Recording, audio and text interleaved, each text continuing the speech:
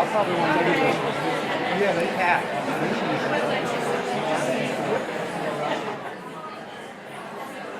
Good afternoon, everyone. Great to see a full house on this beautiful fall afternoon. I'm Sherry Gelden. Welcome to the Wexner Center. What is a long-awaited occasion. You know, some things are just meant to be. And since the museum world is kind of a small one and there's a network of people who stay in touch with one another and track what we're all doing, of course we at the Wex have followed what Helen's been doing since she left here, first for Boston and now for LA. And we were very much aware that she was working on an exhibition focusing on the legendary school, Black Mountain College. But when we made our initial inquiry about possibly being on the tour, we learned, much to our disappointment, that it was fully subscribed with venues in Boston, LA, and Texas. And so you guys know me, I don't really like taking no for an answer. And we tried a couple times and no, really couldn't go to a fourth venue. And it was like, And then about 16 months ago, I got this wonderful note from Helen saying, well, you know, that venue in Texas bit the dust. So we leapt before we looked, and we said, sign us up. We're taking this show, come hell or high water. I don't care if it's too big for the Wex, we'll stuff it in. If it's too small, we'll shrink ourselves down. We want this show. And very happily, we are now the final venue on a national tour. I think you all are aware that Black Mountain College was and remains legendary for lots and lots of reasons. It was interdisciplinary, it was non-hierarchical, and that means not just across artistic disciplines, but in terms of teacher-student relationships.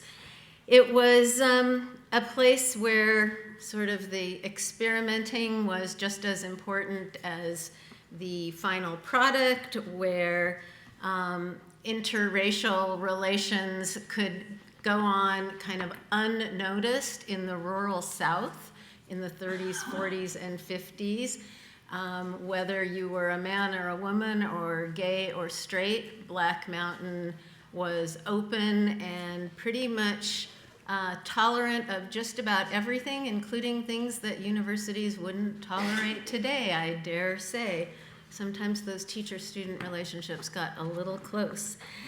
But nonetheless, it was a community that galvanized so much of what would come afterwards throughout this country and internationally, and not just for artists, but for arts institutions. And in many ways, it's hard to conceive of a place like the Wexner Center without harking back to the essential core tenets and values of a place like Black Mountain. We, of course, here at the Wex do consider ourselves something of a community, and today it is a special pleasure to welcome back into our midst Helen Molesworth, who, as you know, was our chief curator of exhibitions here for some years and did some spectacular shows for us along the way. We've gotten to know over the last 16 months her partner in crime at the ICA Boston, where the show was first organized, Ruth Erickson, who has been an absolute joy to work with. And indeed, this gathering has also called back into our midst some wonderful friends from the Wexner Center's history, Josiah McElhaney, who has been an artist in residence, who featured prominently in our reopening show 11 years ago, part object, part sculpture, curated by none other than Helen. And then featured in a survey show of his own, curated by Bill Horrigan. Likewise, Jason Simon, who was a very early film and video curator here at the Wexner Center and has gone on both as an artist and as a writer and curator. His wife, who is an artist in her own right, Moira Davey. And on and on and on. So the fact is these kinds of family relationships persist. And we met a new family today. That is Jeff Arnall, the director of the Black Mountain College Museum, and his trustees who have made a special trip here from Asheville to join us. And perhaps not in our midst, but maybe warming up for later this evening, two extraordinary artists, Silas Reiner, a dancer who will be performing in the galleries this evening at 6:37 and 7:30, dancing a Merce Cunningham work, and accompanied by Stephen Drury, who is an extraordinary pianist. I also wanted to mention that being on a college campus, and I think we are the only venue on this tour that is part of a university, has been such a rich experience for everyone. No fewer than 8 professors at Ohio State across 6 different departments have organized classes for the fall around the Black Mountain exhibition. And there are 2 professors in the dance department who actually danced with the Cunningham Company and who have been working with students to perform throughout the course of the exhibition. Let me also just say thanks to the team here, as always. I think they've done an extraordinary job of installing a very complicated, very dense exhibition and letting the world know about it as well. And also, never least, but sometimes they do come at the end of these remarks, the very generous patrons who have helped make this exhibition possible here at the Wexner Center. Megan and Mark Kwame, Nancy Kramer and Christopher Celeste, Paige and Mike Crane, the Merce Cunningham Trust, Katie and Brett Kaufman, Ben Maiden and Karen Bell in loving memory of Jan Maiden, Portfolio Creative, Arlene and Michael Weiss, and several anonymous donors. This evening's conversation has been made possible by a special grant from Ohio Humanities. And with that, I am really delighted to turn the podium over to Helen Molesworth and Ruth Erickson, and I ask you to join me in a warm welcome.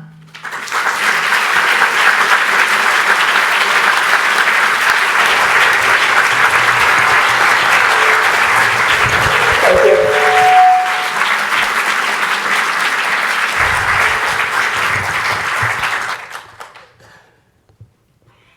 Good evening. Hi, everybody. Hi. Wow, it's so great to be back. I just want to start by, Sherry really wasn't exaggerating at all. In fact, she downplayed the story. Houston pulled out at the 11th hour, and I wrote that email to Sherry from an airport before I was about to board a plane for 10 hours, because I knew that Sherry was the only person who could get me out of the hugest pickle I was in.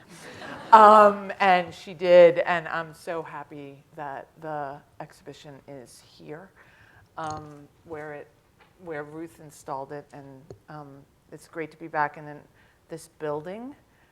This profoundly complicated, amazing building. It's great to have an interlocutor when you install. It's nice to have someone else to bump up against, Mr. Eiserman. And I just want to echo, just personally for myself, Jan Maiden's name was mentioned, but I had to have my moment. So. And it was Sorry. She was very special, and I haven't been back since she passed. So for me, the last 24 hours has actually been really beautiful because she was everywhere.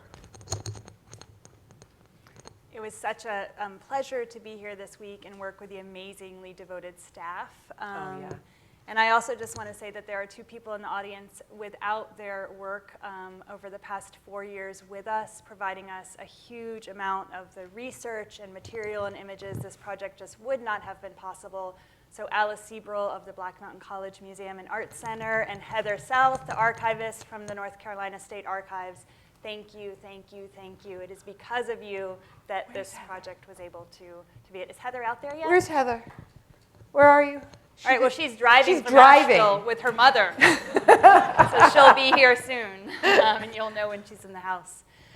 So tonight we thought that we would have a conversation. I have some questions for Helen. She'll ask me some questions. We'll show you all some images of works that you will see in the galleries. And to begin, I have everybody loves an origin story, right? And so I wanted to ask you, Helen, the origin of this project. I came onto this project, started working with you 4 years ago, and but this project existed before that. So I just wanted to ask you how it started. Well, thank you. I've been very fortunate to have actually a string of amazing younger women who have helped me on a variety of projects. And this origin myth happens with, I was organizing an exhibition about some of the relationships I thought might exist between dance and drawing. And I had Megan Steinman, who was my research assistant that summer. And she was this super cool girl from Northern California. And she said to me one day, "Do you know the work of Ruth Erickson?" And because I am a provincial person from New York City, I did not. And she showed me these incredible drawings by Ruth Erickson. And as I started to learn more about Asawa, I learned that she went to Black Mountain College. And I thought I knew about Black Mountain College because, of course, I had done work on Rauschenberg, so I knew everything that there was to know.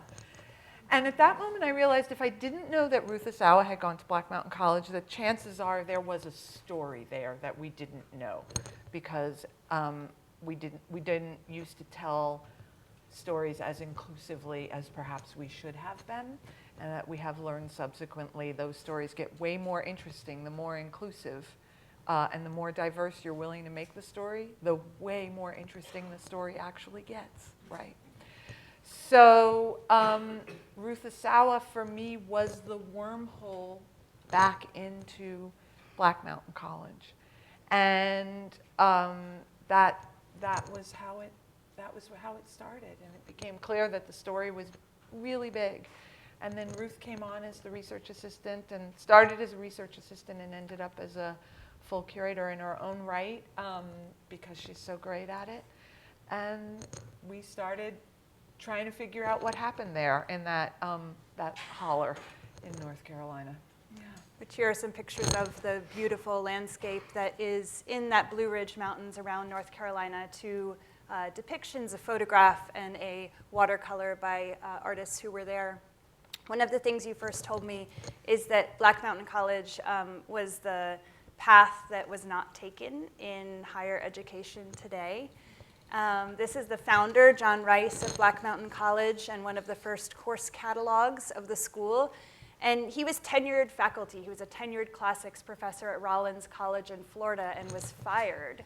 And as anybody who's associated with the university knows, it takes a lot of gall to fire a tenured faculty. And he set out with a group of other faculty who left with him and students to form a different kind of school and a different kind of institution. And here are some of the early pictures. That's the first campus, and there's Joseph Albers with some students studying art. One of the tenets that set apart Black Mountain College, and the reason that it's here, is that the arts were at the very core of the curriculum. So it was a liberal arts school, and I think sometimes it's easy to forget that. It was not an art school. People studied mathematics and Russian and social science there, but the arts were at the very center of that curriculum, which produced some really amazing conditions for, I think, what happened there. Some early dance photographs that we were really thrilled to discover when we were working alongside Heather South in the archives. So in starting to get into the history of the school, John Rice's formation of it around the arts, trying to create a school that did not have a president, that did not have trustees, that was a less hierarchical relationship where faculty and students would make decisions. It had this really important work program where the students and faculty worked in the farm and took out trash and really kind of helped the operations of the school. What do you think were some of the early elements that stuck out to you that then became kind of through lines as we worked on the show together, and we're really learning about what it meant to be at Black Mountain? Well, I think I mean, I think there are a couple of key decisions that get made early on in the forming of the college that set the DNA very strongly. I think the decision on John Rice's part to approach Joseph and Annie Albers and to bring them, obviously, from the Bauhaus that had just been sort of closed as a result of the rise of the National Socialist Party to leadership in Germany. Albers the Albers bring with them a host of ideas that without which Black Mountain is unthinkable. One of the most important being for, I think, us as our research unfolded was that Annie Albers brought with her the knowledge of the weaving studio from the Bauhaus. And even though the weaving studio at Black Mountain isn't established right away because Joseph doesn't speak English, so Annie's been translating his classes for him. Once that sort of settles down and Annie establishes the weaving studio, one of the things that happens is an equality is established between things that are connoted as craft and other things that are connoted as art. And once you get that sort of democratic sense of what it means to make things in place, that really, I think, shapes a lot about the college. The other big decision, I think, was the decision that Joseph Albers would teach on Fridays and nothing else would conflict with that. And that's a really important decision, I think, because one of the things it meant was that not only did most of the students take Albers' course, but often a lot of the faculty and the faculty partners and spouses took Albers' course. So you had a small community that all knew or was learning the same language at the same time. And I think that really facilitated a certain kind of mutual respect and ways of talking with one another that are very different than when what we're trying to do is come together in an interdisciplinary way and find the links. Like they established the links and then the conversation, I think, could go outward from the linked space. And for me, I think, like once I kind of got that in my head, those were big organizing principles, and that helped me and I think us start to organize the material as we were learning about it. And organizing the material was really quite a feat for us. I mean, Yes. I remember this is actually our first public conversation. We've had countless. Is that right? That's right. Oh, that's weird. We've had countless conversations in, poring over material and Yeah. in offices and libraries. But this is our first public conversation, and we were coming to terms and finding things like this and trying to understand what they told us and what kind of texture they gave us of the time. And I remember when Oh, you remember when we found that? So we were down at the Western Regional Archives working with Heather, and at first we found the image on the left, and we thought, oh, well, that's interesting. That's a class. It must be a political science class. It says Japan Geostrategy at the top, right? This is during the World War. And then the next picture was on the one on the right, and we realized it was a photo shoot of a class.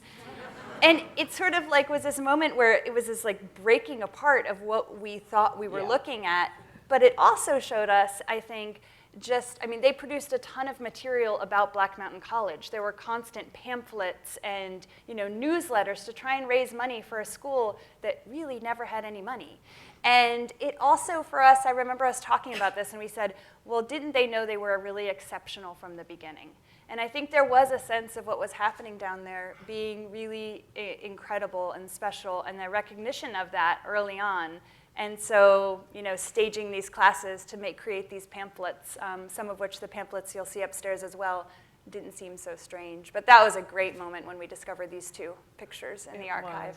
One, just in terms of process, because I know people love behind-the-scenes stories. We had been to Asheville a couple of times. I have some pictures. And there were some archives. Oh, there we are. See? That just proves we've been there. And if you look carefully, you can see that Ruth was busy making another human as well as making this art show with us. So there we are at Robert E. Lee Hall.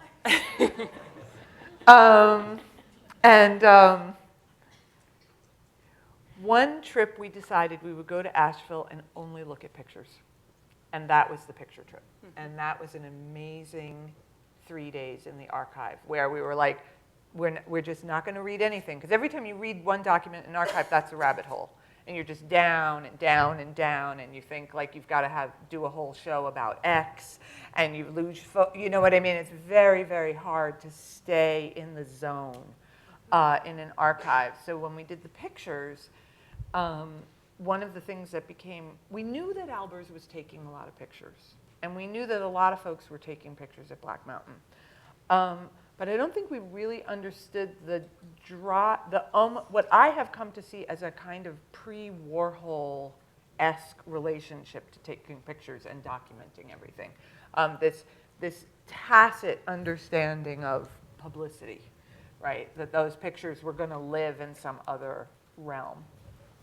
Yep. So there we are at the first campus, and here we are going into the faded dining hall where the Merce Cunningham dances took place, where John Cage and friends staged theater piece #1, The First Happening, now a Christian boys' camp. And the very first document that I received, which you probably have forgotten this, was this. This is 1 page of an 8-page document, and I remember my very first day getting this. It was October 1, and starting to read the names and thinking, oh my God, they've chosen the wrong person. I don't know any of these names. And what's also interesting about this document is the red is what the person who put this together, must have been a curatorial assistant, is certain about. I mean, the black, and the red is what we aren't certain about, right? So it's this space of really coming to terms with this project. And what's incredible, this is just one example of a list of names, and it was just a huge exploration for both of us, really in learning about a number of really important and phenomenal poets and writers and teachers and weavers and figures who were previously really little known to us. I think for both of us, probably Hazel, Larson, Archer, who you can see in this photo blow up in the first gallery, is sitting there on the right-hand side with that white skirt on in Joseph Albers' class, is one person that I know neither of us knew beforehand, but now we think is really one of the greatest modernist photographers of the 20th century. She's incredible. She started as a student and ended as the photography teacher at Black Mountain, and that's a somewhat familiar trajectory in Black Mountain. And I think that comes out of that model of progressive education, of trying as much as humanly possible to level the field between student and faculty. But Hazel was a devoted student of Albers, and then took all that she learned in the classroom from Albers and became a much beloved teacher, particularly to two people whose work you'll see in the exhibition, Jacqueline Gorovich and Robert Rauschenberg. She teaches both of them how to use a camera. Yep. And this is an interesting, throughout the show you'll see these large photo blow-ups, which again come from that one fateful visit in the archives of looking through photos. And you know, I think for us the photo blow-ups were really about setting people in a time and place of the school. And this is interesting because there's Hazel, next to her is Ray Johnson, the 20th century artist there wearing his high school jacket, really young Ray Johnson, his Detroit cast technical jacket. And that's Nancy Newhall to his right, who is Beaumont Newhall, the curator of photography's wife, which is this interesting category of the faculty wife. And Helen talked about it when she talked about Ani Albers, who came as Joseph Albers' wife and was the early translator, and then sets up the longest running workshop, which is the weaving workshop. And you can see some of her incredible room dividers that are also on view in the galleries. So you talked a little bit about Joseph and Ani Albers. I have to say, Joseph Albers for me just did a 180 in this show, in working on this project. Beginning in my mind with this kind of strict kind of disciplinarian, high modernist, homage to the square, the purity of color, the purity of form. These are the things that I brought into the project, and he transformed for me. So I wondered if you could talk a little bit about that kind of transformation. Yeah, I mean, I think we all love Albers. You know, we all love the Albers we know, the homage to the square. It makes so much sense, and they're so beautiful, and they're so rigorous and so German. And then you can do that whole thing.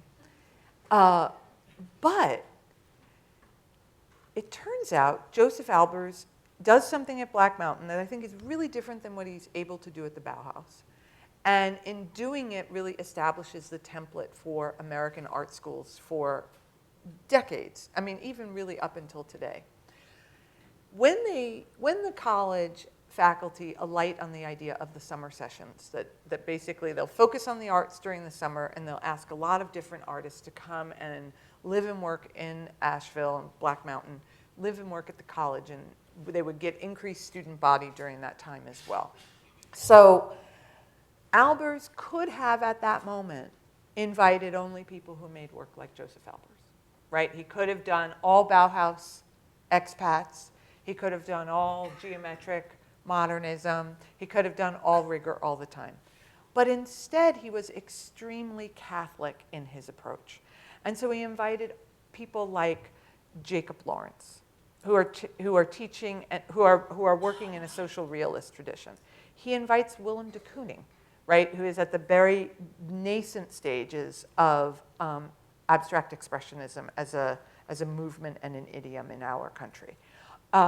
So by saying that, what I'm saying is, I think Albers felt that an art school was only as good as its faculty, right? That its faculty had to be diverse, because the task of the student was to make choices, right? And I think a lot of the Black Mountain pedagogy is around training students to think about all of their choices that they make extremely critically. So whether the choice is, am I starting with 8 by 10 versus 11 by 17 paper, or am I starting with, should I be a scientist or should I be, an illustrator? Like, all of those choices have a kind of equal merit. And that he was interested in choice making and what people might be able to learn about how to make smart choices from art making classes is, for us, became particularly charged when you realize that Albers is forced out of his position in Berlin.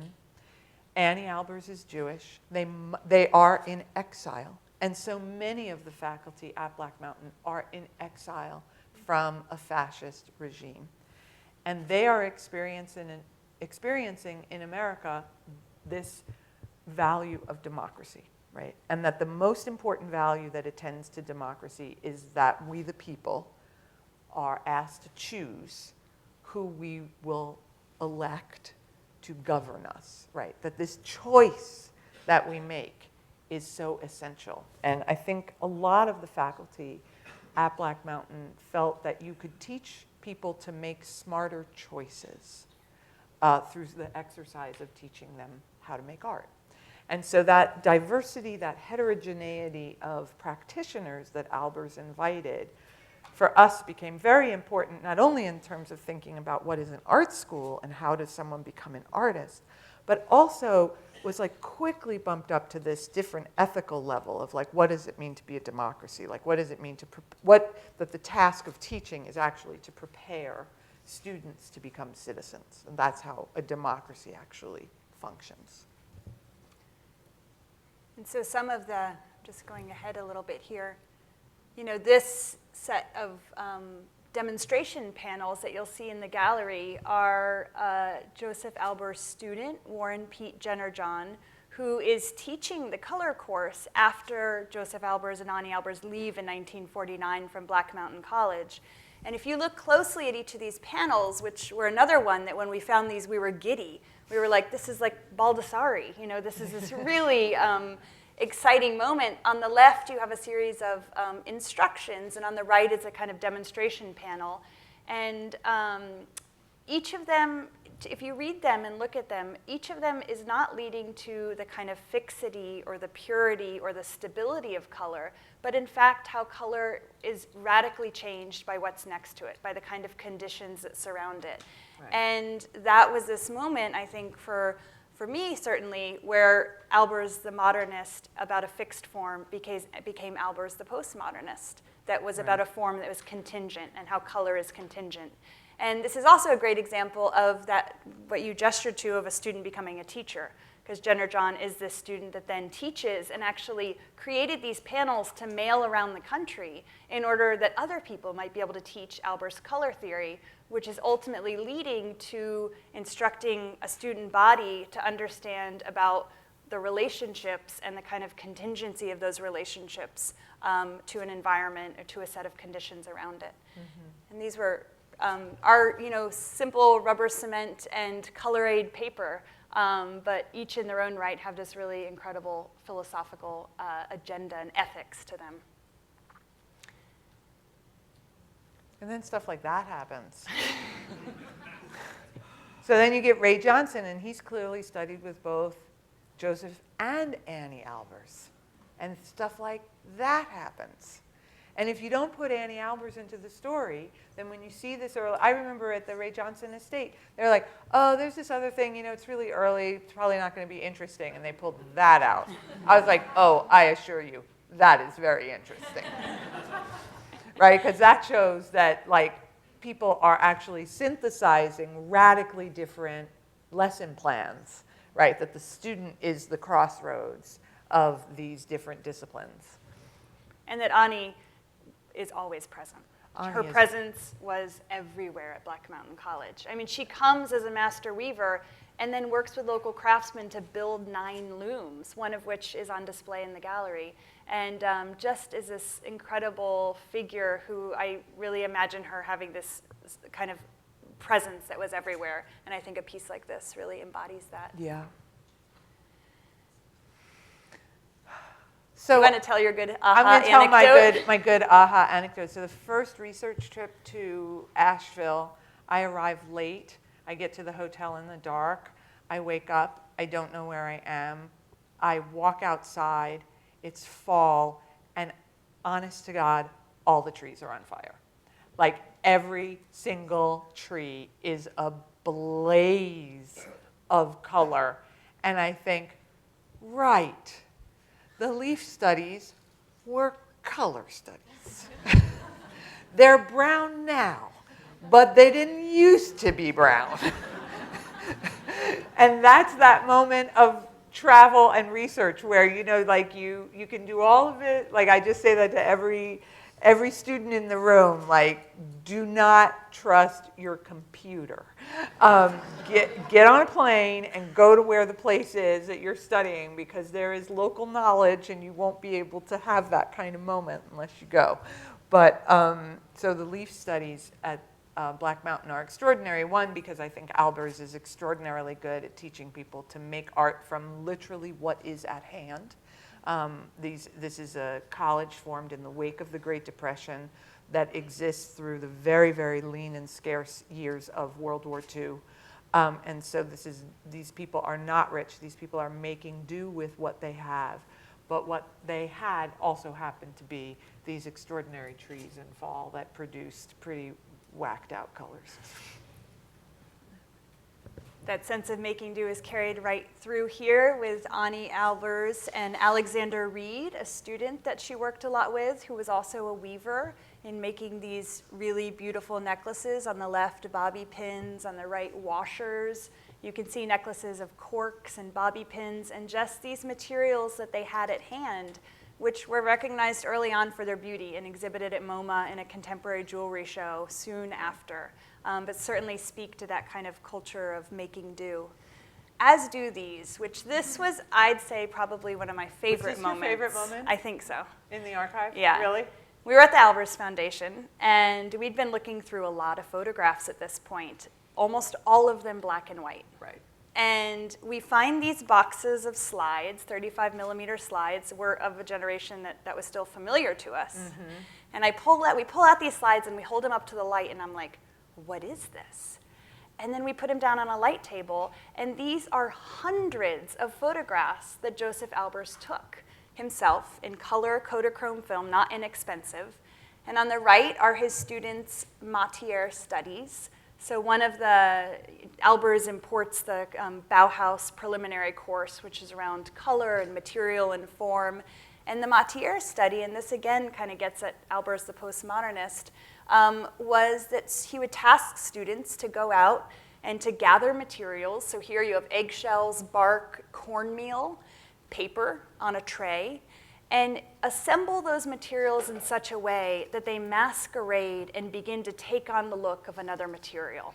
So some fundamental element like glass breaks and metal bends, how can you make strange or disorient those objects in order to create something really strange? And in the process, learn about the very intrinsic qualities of those materials. He took hundreds, and just the fact of him documenting his students' work, of course, none of which could be saved because it was trash they were collecting.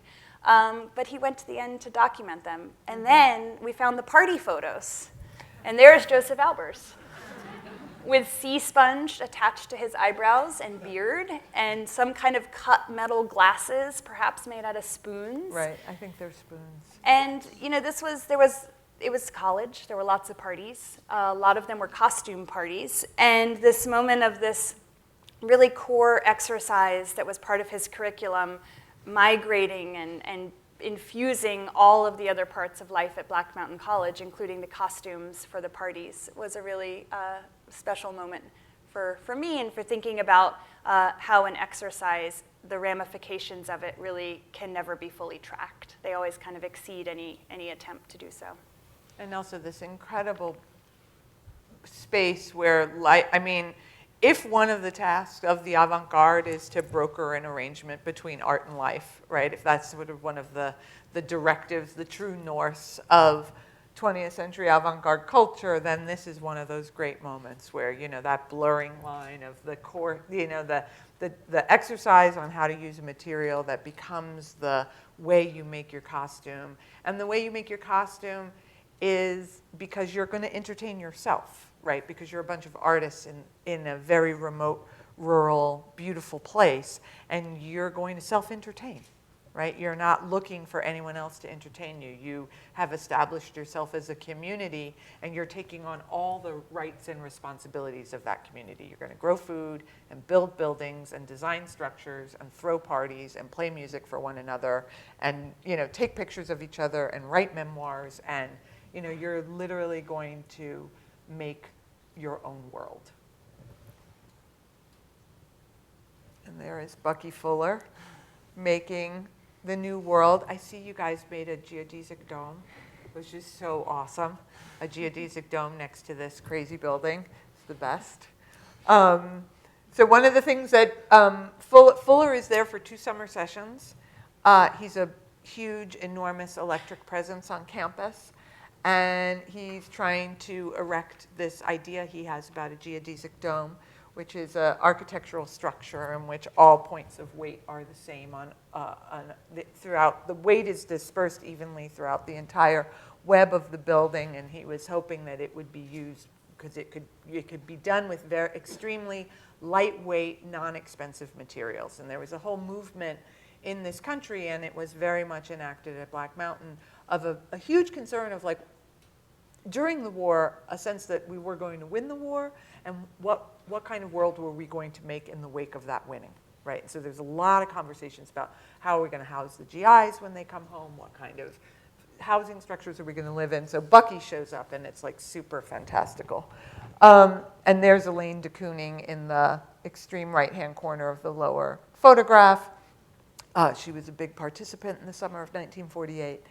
And he's using the slats of a Venetian blind. And the Venetian blind doesn't have enough tensile strength to actually stand up as a geodesic dome. So it immediately collapses, which Bucky decides is hilarious, and he calls it the supine dome, and then rents a prop plane for him and Hazel, Larson Archer, to go up and take photographs out of. So one of the things I love about that story is there's good failure and there's bad failure. Bad failure allows you to do something really good, right? Bad failure allows you to get to some other kind of place. And then, of course, the next summer, Bucky returns with a bunch of students in tow from Chicago, and they erect the first working geodesic dome at Black Mountain College. So the next gallery we come to, we've dubbed Modernisms, with an emphasis on the plurality of that. Yep. And what you see in this gallery is a hugely wide range of objects and styles and artists that are coming to Black Mountain College really from all over the world, and often taking very circuitous paths to get there due to their exile. And this kind of multiplicity of different styles that were present there, I think became, as you were talking about earlier, this kind of community that was very cosmopolitan. And that term, I remember, came midway through the project as a really kind of other important anchor in the show. And I just wondered if you could talk a bit about that idea of cosmopolitanism that, in my view, you kind of came to both through the individual stories of the artists, but then also in seeing a ton of work that looked like this, and that looked like this, and then it looked like this. And all of these people were teaching around the same time together at Black Mountain College and figuring out how to be a community. You know, one of the myths of Black Mountain College is that it's the Americanization of the Bauhaus. It's the wellspring of the American avant-garde. And I believe both of those things. But I don't know. These narratives of American exceptionalism, they just don't feel as good as they used to.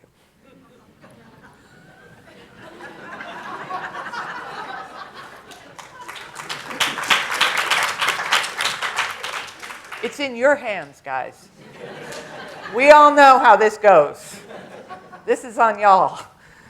I mean, this is scary. So I was just trying to figure out a way to think about and talk about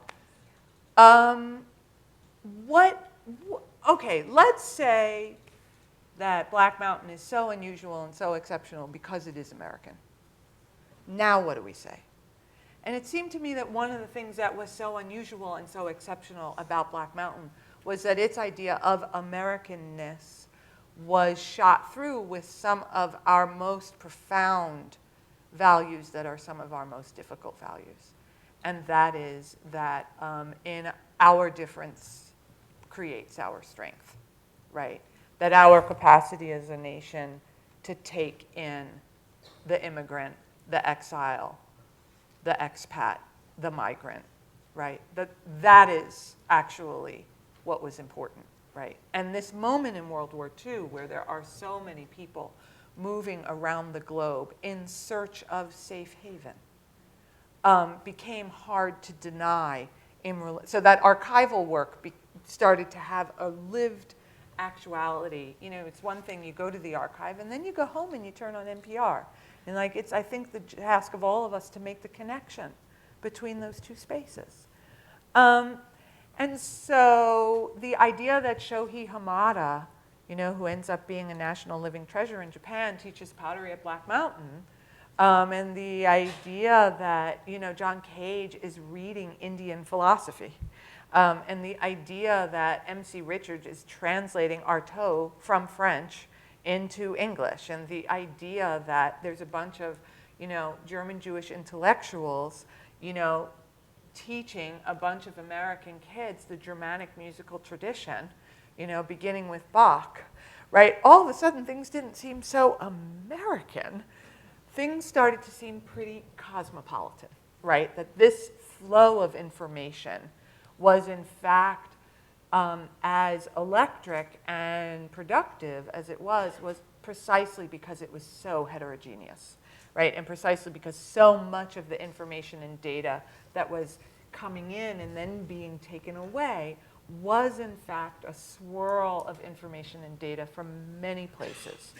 And I think maybe for us, the moment where we really started to figure that out was when we realized that the Albers take 13 trips to Mexico from Black Mountain, North Carolina. I mean, can you imagine how difficult a journey that must have been to go to Mexico City from Asheville? I mean, it'd be difficult today, you know, much less in the 30s and 40s. And that they opened a pipeline between Mexico and, you know, North Carolina, and people are going back and forth and bringing information back and forth. And that was really the moment where we were like, oh, okay, something's going on here. We have to rethink this idea that this is somehow American and then walk away from what we mean when we're actually saying that something is American. And I think then that it was so, I mean, it kept, like, became not a regional story of America, it became a world story Right. of these intersecting lines of people. And I think it was at that macro level, but then for me also it was at the individual object level with something like this Jacob Lawrence, the watchmaker, one of his great portraits of craftspeople that he was doing at this time. And Joseph Albers invites Jacob Lawrence and Gwendolyn Knight Lawrence, his wife, to teach at Black Mountain College in a time when segregation was well in place in the American South. And this is after Black Mountain had admitted the first African-American student in 1944, and Roland Hayes had come and taught in the Music Institute. And he brings Jacob Lawrence and Gwendolyn Knight Lawrence down from New York and provides for them a private coach so they're not subjected to the Jim Crow laws in their transit south of the Mason-Dixon line, and goes to such great ends to create a sense of acceptance and welcoming. And I think when we were looking at this piece, you know, Jacob Lawrence, from my art history training, is the American social realist. He paints the American scene. He's a realist painter. But then they pulled this out at the Hirshhorn for us off the painting rack, and we were like, well, that's Cubist as well. That also looks profoundly Cubist. And that one object need not be placed in either category, but in fact it could be both at once. And there are so many examples of this where, you know, history in our training has tried to have us segregate things, but there's so many overlapping layers. And I think a work like this for us is very emblematic of that kind of cohabitation of many different styles. Should we let them ask us questions? Not yet, we have 10 more minutes. Oh. We're going to let you ask us questions real soon. I wanted to talk a little bit about performance. This is the first time you've put a dance floor in a gallery. It is. In any of your shows. And it was Do you something. think you'll put a dance floor in a gallery again? I think lots of people are putting dance floors in galleries now. But, you know, obviously Black Mountain College has a very important history of performance and dance. And do you remember when that idea came to you? Do you remember when this relationship that is drawn out here and is drawn upstairs between the loom and the piano, like these kind of moments of inspiration? Well, the loom moment comes in Asheville at the Black Mountain College Museum, which is a fantastic. I hope you all get to go to Asheville and visit this museum. It's a storefront museum in the heart of downtown Asheville, and they have really, without them, this show would have been impossible because they are a repository of so many objects and things, and because they were really focused in their dedication to Black Mountain, you know, when offered the loom, they took it. I think a lot of other museums would have gotten all crazy, like, what are we going to do with the loom? You know, and they just like understood that it was that it was a really super important artifact. And when I saw the loom installed in an exhibition there on the role of crafts at Black Mountain, which was a terrific show, the loom was had been activated like it is in the galleries here. I mean, it had been strung and a weaving had been started on it. And I just had this like dumb aha moment. I was like, right, a loom is like a piano. They are both string instruments. They both have foot pedals. They both require extraordinary manual dexterity, and they both require counting. Oh, and they both sit in their own way at the very core of Western civilization. Like, these are instruments without which it would be awfully hard to imagine the civilization we have inherited from the past that is ours now. That was a big moment. And at that moment, I was like, oh, we gotta have, like, I have to have that classic art history compare and contrast moment. Like, we gotta have a loom and a piano in the gallery. And so I actually got to the dance floor from the loom, which is the joy of working on Black Mountain, right? Is that the minute you actually do decide that craft is equal to art, it can get you into super interesting place. So the minute I thought, okay, there's got to be a piano next to the loom, then I was like, well, if there's going to be a piano, well, might as well have a dance floor. Because what good's having a piano if there's no, like that's what a piano is for, to make music that people can dance to, in my limited brain. And so that was that. That's how we got there. Yeah. And I think what you did and what you can see here and upstairs is the influence that dance had indirectly and directly on so many other artists that are working in really vastly different medium, in sculpture and in painting, was very present there. You know, Robert Rauschenberg was dancing. We have a picture of him dancing in a class at Black Mountain College, and he's making incredible large abstract combines and paintings at the moment. Or Ruth Asawa, the hanging, beautiful woven wire piece that so you beautiful upstairs, can see there, which is here. That form she talks about as a dancer form. She talks about coming to it from watching dancers at Black Mountain College. And so thinking about dance happening in the gallery, but all of the other conversations that are going on in medium that are not dance with dance at Black Mountain was another Can I great just thing. have a moment, though, about Ruth's installation? So that's the Ruth Asawa there, the hanging form on the left-hand side, which in a kind of traditional museum space reads as figure against the ground of the white wall. But upstairs at the Wexner Center, because the Wexner Center is such an interesting building, it doesn't do that because, of course, it is on two sides are glass. So it doesn't, like, it's your whole visual perception and understanding of that piece is taking in the architecture and the outside world, which perfectly in some way mirrors or activates the openness of the form of Ruth's own, of the Asawa sculpture, right? So like there's that, again, I was so struck by the intelligence of this building and like what you can do here that you can't do in other places when you're installing a work, because you can actually, like, there's someone else who's having intelligent thoughts. You know, the Eisenman building is producing these thoughts, and then you can activate things in a really different way. So the sculpture upstairs looks really fantastic. Yeah. All right, so we should wrap up. Do you want to maybe wrap up just touching on this Sure. small concept? So Black Mountain College is a school, and one of the ways the history of art has been taught is that it's around schools, right? The School of Paris, you know, the School of Athens.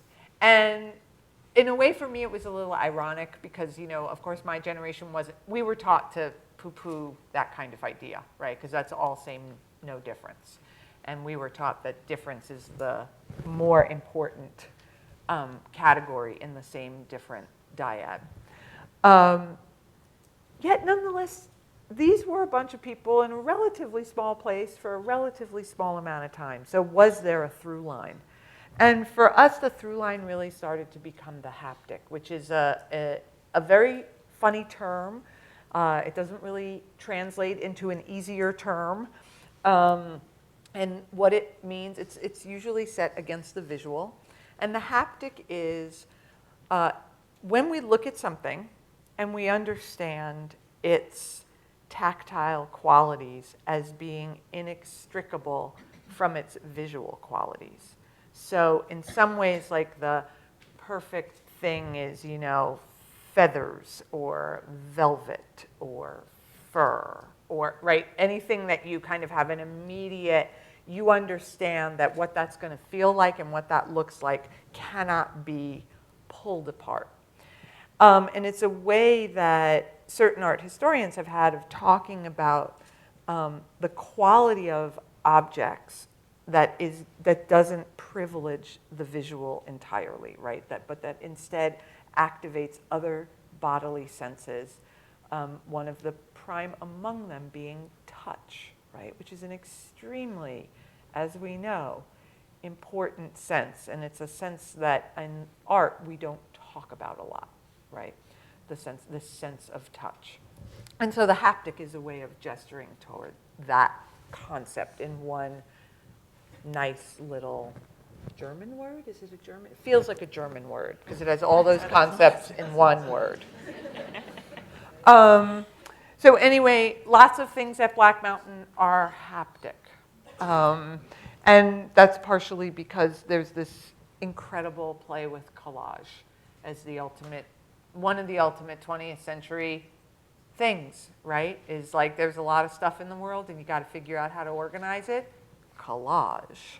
And, Rauschenberg is, of course,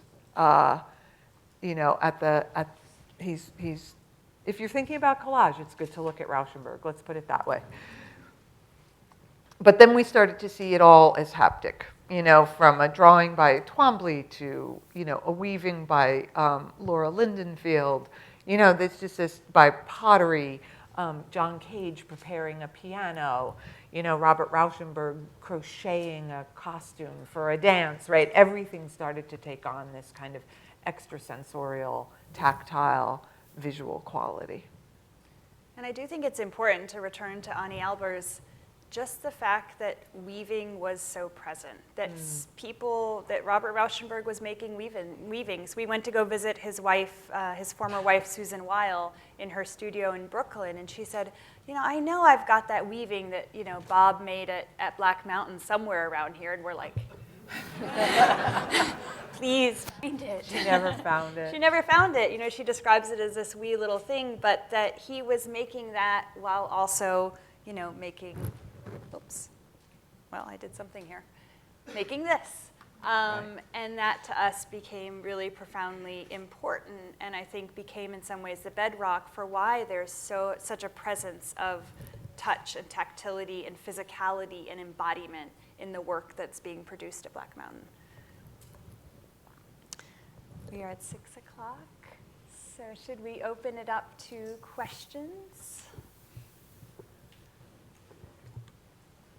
While you guys get your questions on, at 6:30, 7, and 7:30, Silas Rayner will be dancing Merce Cunningham's Changeling in the galleries upstairs. Silas is, he's not here, so I'm just going to brag on him. Silas is the last great of the Merce Cunningham dancers. And Silas is if dance is conveyed to us and taught in that apprentice model, right? Silas is a living connection to many, many, many great dancers. And having him come on board with this project and be willing to teach himself Changeling, which was a dance that had not been danced by anyone other than Merce after Merce could no longer dance it himself because it is excruciatingly difficult to do. And if you watch it and you just think about what your quadriceps do and what that guy's quadriceps are doing, I assure you, you will appreciate the technical difficulty of this activity. But Silas taught himself this dance from film footage that was unearthed as part of the research of this project. It's extraordinary. So. And wearing a costume that should be noted that was designed and made by Robert Rauschenberg, a recreation of that costume. But as you see it, and as you see that holy sweater material, it looks like a moth-eaten sweater wrap in bright red. You can just imagine the feel of it on the body and the touch of it. Sure. So in your roundtable for Art Forum about art schools in the Roski, and you introduced Black Mountain as one of the models or places to think with, I was wondering what you felt changed when we deal with a research university like Ohio State and having Black Mountain leap before you look here with us, not just in terms of art school, but in terms of American education in general. Yeah. Well, I believe in allegory.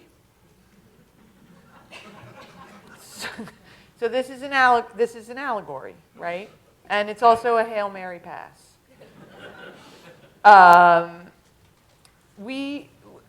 Whatever. Every period thinks it's in a crisis. Guess what? I think we're in a crisis. And I think part of that crisis is deeply, deeply rooted in, an abandonment of the public education system, K through 12, and the shifting tides with which colleges and universities have had to navigate a culture in which the values given to us by the marketplace have acceded to extraordinary heights, right? And so much so that it's often hard to remember a time when those values were seen as marketplace values, and then there were other values called, you know, that's why the 501c3 was established, right? So that, institutions like this one that served the public good, and they didn't have to pay taxes because they did things that the market could not or would not do, right? And so universities and colleges have had to navigate the exact same rise of a market culture and its values that museums have had to navigate, and that art schools have had to navigate, and that the art world has to navigate. And so the show is, it's not a cri de coeur or even anything so dramatic. It's just like a moment to reflect on some of the roads not taken and wonder if that is there still movement there? Is there still possibility in some of those other narratives? And, that feels really important to me. The lack of concern on the part of the people who went to and taught at Black Mountain College about their career is, that's a luxury and a privilege, and it came with sacrifice. It came with not expecting to have any money, It came with not having any money. It came with an expectation that art was something you had to do because you had no other choice, and you might make your money doing something else. It's worth not thinking that that's only an idealistic utopian past thing. It might be worth thinking about whether or not there are some of that might be retooled for the awesomeness that is 2016. How's that? How'd I do? Yeah. Thank you. Yeah, I mean, that's a question we all have to face, right? Yeah. Sure. Yeah, it's such a beautiful presentation, beautiful description. And as you use that word utopia towards the end, I mean, it does, certainly in my mind, has started to gather that sense of momentum of utopia. But in your research in the archives, did you discover things that showed some of the less ideal aspects, some surprises, some negative aspects to the college that you were surprised to learn? Well, I don't know how many people in this room are faculty, but apparently, even at small utopian colleges where art is at the center of everything, the faculty can still hate one another.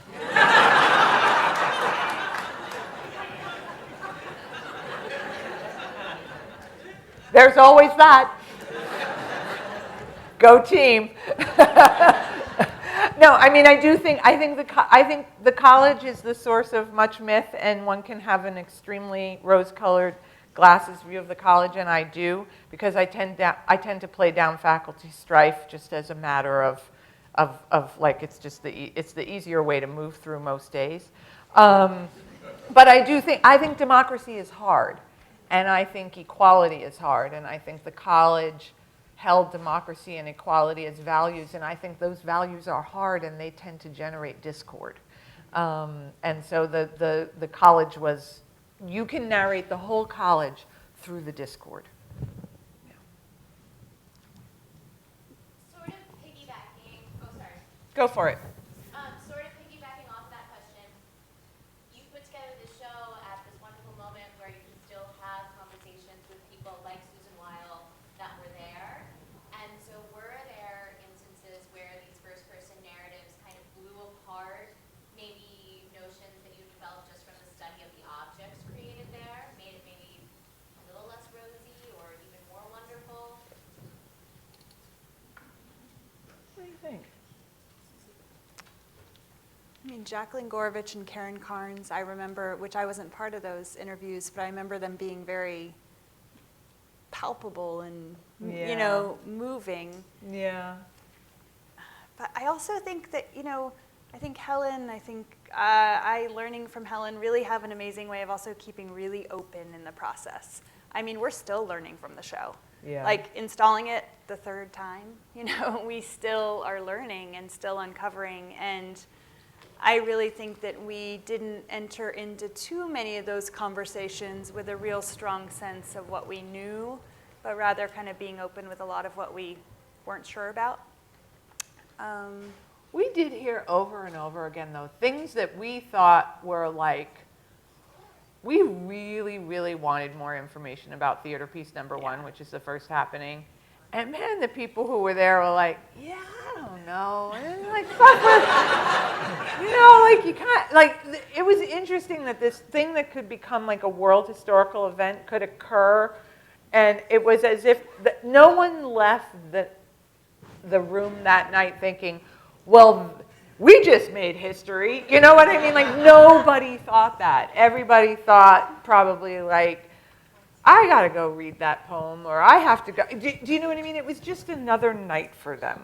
And it was their memories did not attach itself to that night in a way that you would think it was like all that. And that, I don't know if that changed my sense of what happened with theater piece number one that night, but I think it did change my relationship to an over fetishization of like, we should archive this, like some, you know, like that what people think is going to be important later is kind of actually up to them. Like what we're doing now, what people will make of it, what is actually important about what we are doing now is kind of up to people in the future.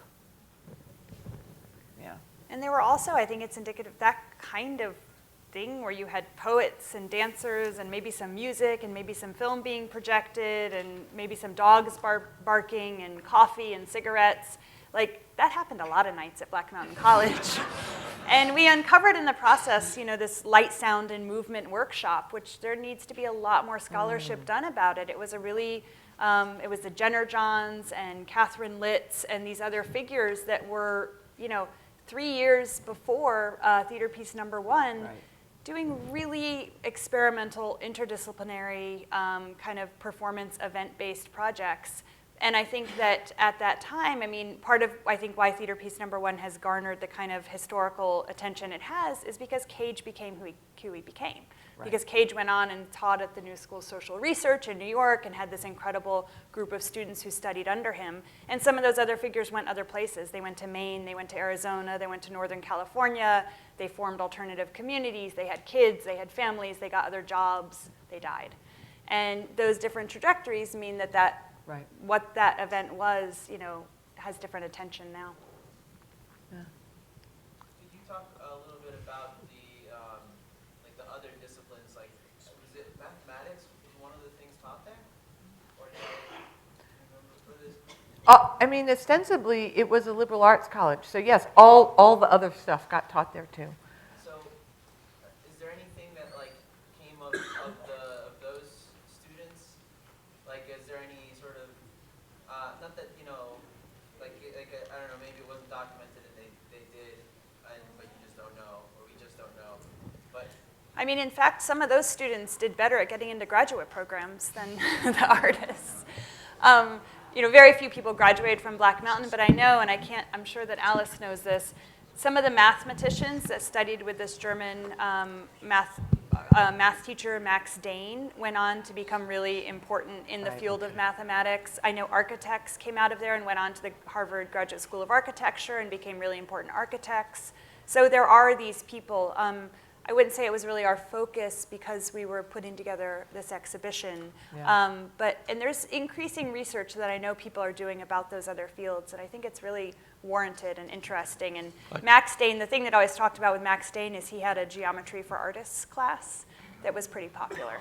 I'd And like this to guy's interject. you've had your hand up forever. I'd like to interject something. I was fortunate enough to go to Woodstock Country School in South Woodstock, Vermont. The founder of the school and headmaster when I was there was the first graduate of Black Mountain College. My English teacher, my senior year, was the first English professor at Black Mountain College. And I did my senior paper at the University of Vermont on the history of Black Mountain. One of the things that David and Peggy Bailey, and by the way, you talk about faculty-student relations, the first English professor married the first graduate. So yes, there were relations between the faculty and the students. One of the things that they mentioned to me, and he went on to start a very progressive co-ed boarding school in the 1940s that unfortunately went out of existence in the 1980s. One of the things that David and Peggy mentioned to me when I was doing my paper was that the grading was basically done to pass your senior paper. They would bring in the best-known expert in the country to examine you, so that the faculty-student closeness would not influence whether or not you would pass or not. It would be pass-fail.